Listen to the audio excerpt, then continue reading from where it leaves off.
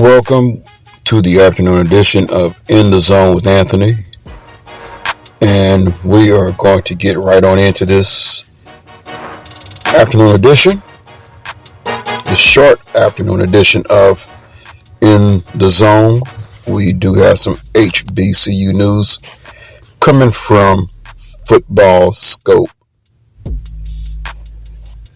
There's an article concerning Jackson State University, and it is not a good one.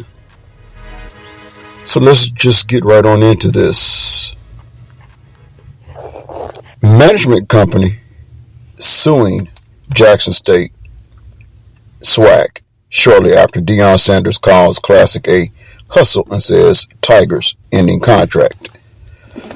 Summit Management Corporation filed suit Monday in Memphis after JSU formally declared their intent to end participation in the Southern Heritage Classic. When Deion Sanders went public recently with what Sanders declared was Jackson State's intention to sever its contract for the Southern Heritage Classic hosted annually in Memphis's Liberty Bowl, Sanders might have done more than open up the Tigers' football schedule. The Tigers' affirmation that they intend to play in the 2022 version of the game against Tennessee State, but then end the pack with 2 years remaining, did not sit well with organizers of the Classic. And to that end, Monday, Summit Management Corporation filed suit in Memphis, Shelby County Chancery Court, against JSU and the program's host league, the Southwestern Athletic Conference, according to documents obtained by Football Scoop. The suit also named the defendant Board of Trustees of the State Institutions of Higher Learning as the constitutional governing body of the Mississippi State Institutions of Higher Learning, which includes defendant JSU. The suit filed specifically with Judge Gatson W. Perry. JSU had formally delivered notice to SMC February 1st of this year to inform Memphis-based company of its intention to end its participation in the rivalry contest that has, according to both parties, supplied millions in revenue through its history of pitting Jackson State against Tennessee State. JSU officials cited the SWAC as being the driving reason for its separation from the event. JSU's governing athletic conference, SWAC, has entered into an agreement in which JSU's SIC will participate in events that conflict with the Southern Heritage Classic. Therefore, this correspondence shall serve as notice of JSU's termination of its participation in the Southern Heritage Classic and the agreement between the parties. The letter was signed by Edward O. Watson, identified as General Counsel for JSU. However, just 2 weeks ago, Sanders hailed JSU's decision to divest from the Classic as one driven by the school's own scheduling desires to find more lucrative opportunities. It's a hustle, Sanders said on the Pardon My Take podcast when asked about the event, though Sanders did not specifically name the Classic.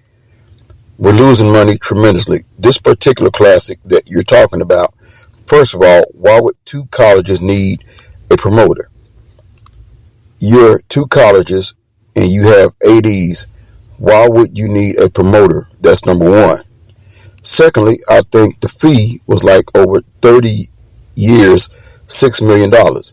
That's peanuts. So by the time you take 7 buses for the band, 4 buses for the players, couple buses for people, assistants, hotel accommodations, food, you're out of that. That 180, 200 grand, you're out of that. So you didn't make nothing. You really came up here on a blank trip. We got to stop that foolishness. The first thing we need to take care of as HBCUs is the business aspect of everything. And that's something we're changing right now. We're taking care of business. In the suit, SMC indicates it is suing the involved parties for damages and provides multiple prices of documentation, including the aforementioned letter from JSU officials to SMC that served notice of its intent to halt its participation in the Classic, which has been contested more than 30 times. As previously noted, SMC the management company in charge of the annual event that has consistently drawn large crowds in Memphis, said that the event has distributed $6 million apiece to each school's football team and band through the 31 years of the contest. They likewise said the schools, Tennessee State, has annually been the JSU opposition, which opposition will receive a guaranteed payout of $350,000 plus an additional $2 per ticket sold from each school's individual box office.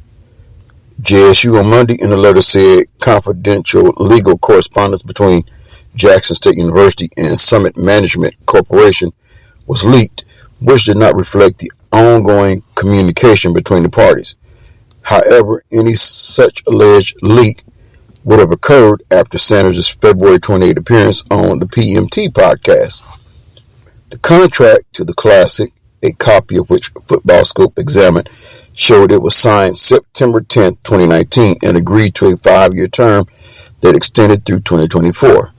SMC incurred all expenses to operate the Classic, items that included security, personnel for the event, all stadium staff, all advertising, food for the President's Suite, and media, as well as the cost to rent Liberty Bowl Memorial Stadium. So that's just a little bit of information right there concerning the ongoing situation between Jackson State pulling out of that Classic. Also, in other HBCU related news,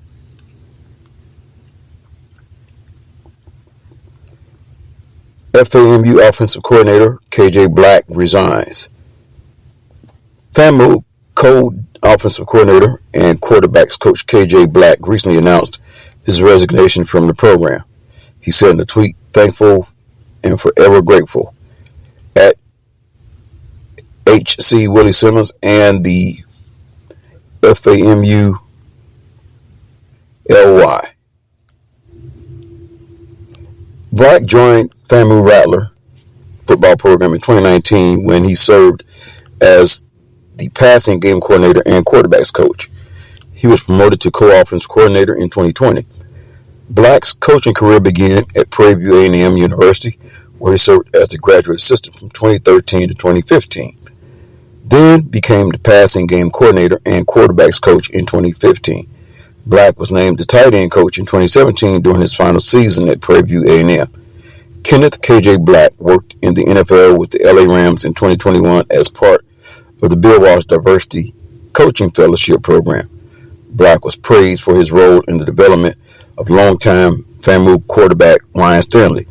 Black played a pivotal role in the improvement of quarterback Ryan Stanley from 2018 to 2019.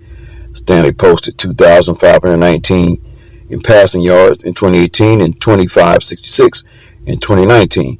The signal caller was named the 2019 MEAC Offensive Player of the Year. KJ played college football at Prairie View A&M University after transferring from Western Kentucky University in 2009. He led PV A&M to its first SWAC football championship since 1964 as starting quarterback in 2009. So that is going to wrap up this quick edition of In the Zone, the lunchtime edition. I will be back later because there has been a lot of news going on in the sports world, giving a new definition to March Madness, which goes beyond just the traditional March Madness as we know. So, check back with me later. I will have more to get to you. We will talk about Aaron Rodgers staying put in Green Bay, Tom Brady unretiring. How about Randy Gregory, after all the Cowboys has done for him, decided, you know what? I'm not going to sign this contract. I'm taking my talents to Denver. So yes, there's going to be a whole lot more to get to in the later edition of In the Zone. But for now, I hope you have enjoyed the lunchtime version of In the Zone with Anthony. And always remember to stay locked in the zone.